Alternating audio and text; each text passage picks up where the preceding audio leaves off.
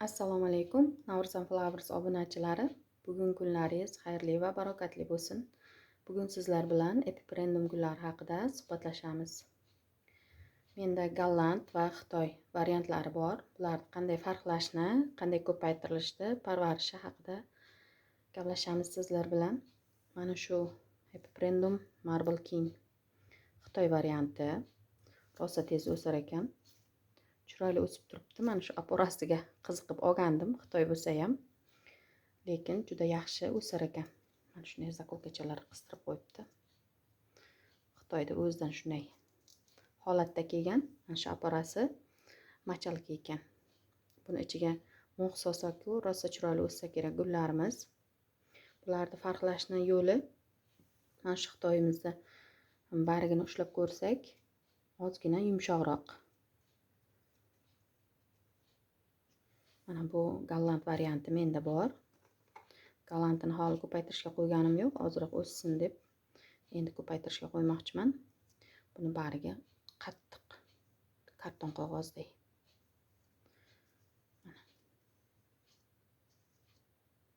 Bariklari rosa qattiq. Xitoy variantimiz esa yumshoqroq. Agarda ikkalasi bitta joyda tursa, farqlay olishingiz mumkin. Lekin bitta joyda turmasa, mana shu golland deb Xitoydikini ko'rsatsa, lekin farqlash ozgincha qiyin. Chunki barglarini qattiq yumshoqligiga qarab farqlasak bo'lar ekan. Kokosovый chipsga ekilgan, chiroyli bo'lib, yaxshi o'sib turibdi. Mana menda kesib qancha ko'chat oldim, tez o'syapti. Bular spreyni yaxshi ko'radi, tozalikni yaxshi ko'radi. Variegatnisti bo'lgani uchun bunga variegatnisni yo'qotmaslik uchun kaliy fosfor dorimizdan berib turamiz. Agarda oqlik, albalik joyi ko'payib ketsa, azotdan berishimiz kerak. Mana shunday yashillik aralashib tursa, variegatnistida o'zini barigini tik holda ham mana shunday kuyishlar bo'lmaydi. Menga kelguncha bo'lgan bitta ikkita. Endi o'zimda parvarishimda mana shunday yashillan bo'lib ketyapti. Variegatnistdan paydo bo'lyapti. Mana shu holati yaxshi, normal holatda. Agarda oppoq bo'lib ketsa, barigi darrov bariklari oqlik joyi kuyib ketadi, xunuk holatga kelib qoladi. Namligini yaxshi berib turamiz. Yozning kunida tez-tez suv ichadi, sprey ham tez-tez bo'ladi. Qishning kunida namligiga qarab, tuprog'i qurishiga qarab suv berib turasizlar. Bu golland variantimiz ham rosa chiroyli o'syapti. Bir qaraganda farqlay bilmaysizda. Bunga ham kaliy fosfor berib turaman, variegatnistlarni yo'qotib ketmasligi uchun.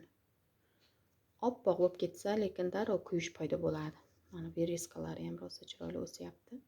Buni ham apora qilish maqsadim bor, chiroyli bo'lib o'ssin deb. Ko'paytirilishi mana shunday vozdушный tomirlari bor, bemalol ko'paytirib olasiz. Xitoy gollandini farqi yo'q, qanday qilib ko'paytirilishi, parvarishi bir xil. Chiroyli o'sadi bu gullarimiz. Mana buni endi chetga olamiz.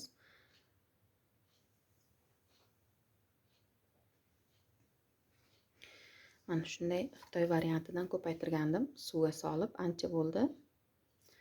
Tomirlari yurishib, anchagina bankachamizda to'ldiribdi. Bu gulimizni saligini olib tursak.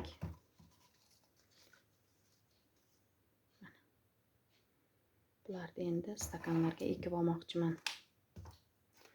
Mana shunday suvga solib ko'paytirsak ham bo'ladi. Vozdушный tomirlari bor joydan kesib, o'tkirroq jism bilan mini teplичка qilib, salofanga o'rab ko'paytirib olsak ham bo'ladi. Men suvga solgandim. Juda yaxshi ko'paydi suvda ham. Hattoki shox ham chiqarib ketibdi.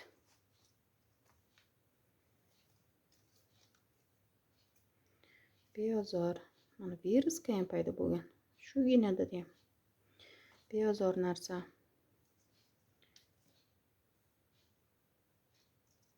Bunda ham shoxi bor. Yashil chiqaribdi. Shu variegatnistlarni iziga qaytarishimiz uchun fosfor, kaliy berishimiz kerak.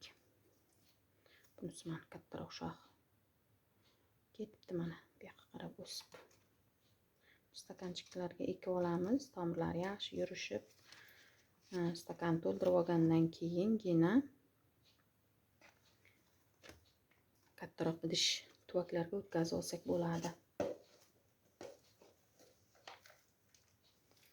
Gullarimizga tuprog'i hamshagidek torf, perlit, vermikulit, ukul tabletkasini ezib solganman ichiga.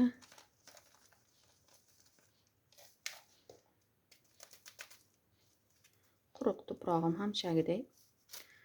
Chunki mana shunday tomirlarni yaxshi tomirlagan nimalarimiz ichiga kirib ketishi uchun chiroyli qilib ekib olishimiz uchun quruq qo'yaman tuprog'ini. Suvlaymiz. Suvlaganda namlik baribir shu tuprog'imizda hamma joyga boradi. Tomirlari ko'rinmasligi uchun iloji boricha tuprog'ini kirgizamiz hamma joyiga.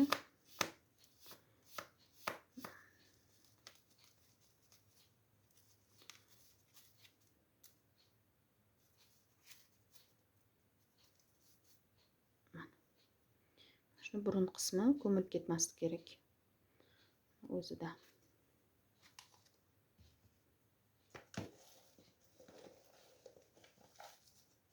Qishning kunida namligini salgina kamaytiramiz, chunki namlik oshib ketsa tomirlarda chirish paydo bo'lishi mumkin.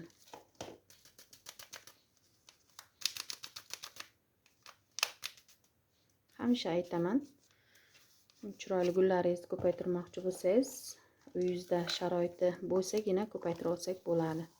Agar sharoit qilib bera olmasak, ko'zingiz yetmasa, shu mart, aprel oylarida ko'paytira olsak bo'ladi. Chirib ketishi mumkin, yo'qotishlar ham bo'lib turadi. Biz ham ko'paytirishga ustamiz deya olmayman.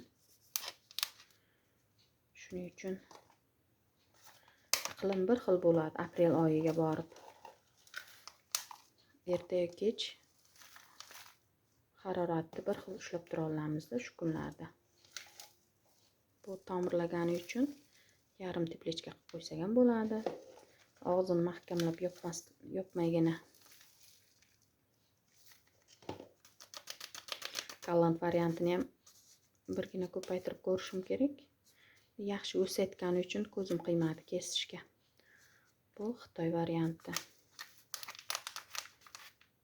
Ikkalasini ham ko'paytirilishi bir xil bo'ladi, parvarishi bir xil bo'ladi.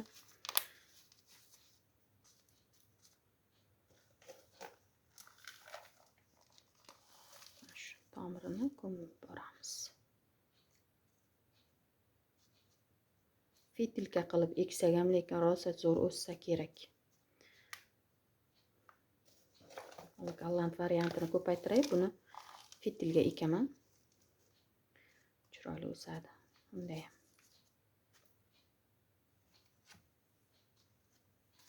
Katta ko'chatimiz.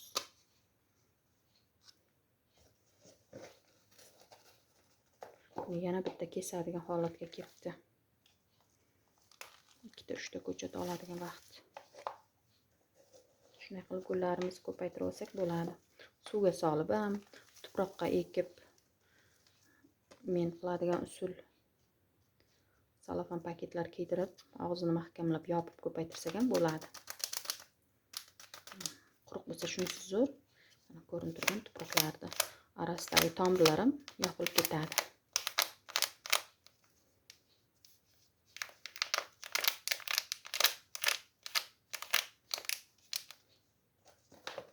Stakanga ekkanimdan maqsad, masalan, shu tomirlagan tomirlari yurishib ketayotganini bemalol ko'rib tursangiz bo'ladi. Chirish ko'paysa, namligi kamaysa, ko'paysa, shularni bilishga juda qulay narsa. Shuning uchun ko'proq stakanga ko'rinib turadigan nimaga ekaman. Chiroyli bo'ldimi? Bularda endi mana 2-3 kundan beri yomg'ir tinmay yog'ib yotibdi bizda. Yomg'irli suvdan olib qo'yganman gullarimga. Sizlarga ham maslahat berardim. Yomg'irli suvni kerak emas idishlarga to'ldirib olib gullaringizga berishga. Chunki gullar yomg'irli suv juda foydali ekan. Yumshoq bo'lar ekanda. Ozgina karnamin qo'shdim. Tomirlarni yaxshiroq yurishib ketishi uchun. Endi namlab olamiz.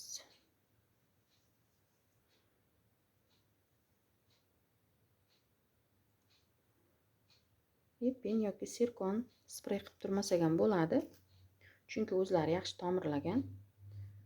Yarim teplechka qilib salofanga kiydirsak ham bo'ladi.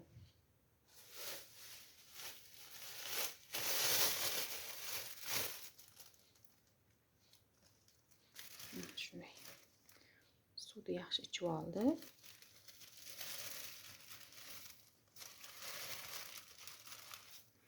Oldiga yana bitta sherik kirgizamiz. Sizlarga yaxshi ko'rinsin deb uzoq fonda olyapman. Ko'rinyaptimi? Hozir. Uzoqroqda olmasam bo'lmaydi ekan. Shunday qilib yarim teplechka qilib qo'yamiz, yorug'lik o'tkazadigan salofanga solib chiroyli bo'lib o'sib turadi. Mana gulimiz ozgina suv sapdi, bunga suv beramiz. Shunday qilib gullarimizni bemalol ko'paytirib olsak bo'lar ekan. Sizlarga maslahat berardim. Golland, Xitoy variantlarini bemalol shunday qilib ko'paytirib olsalaringiz bo'ladi. Chiroyli o'sadi gullarimiz. Bular ham mana suv ichyapti. Mana gullarimiz mana shunday usulda ko'paytirib olamiz. Sizlarga ham foydali bo'lgan bo'lsa xursand bo'laman. Sog' bo'lingizlar, salomat bo'lingizlar.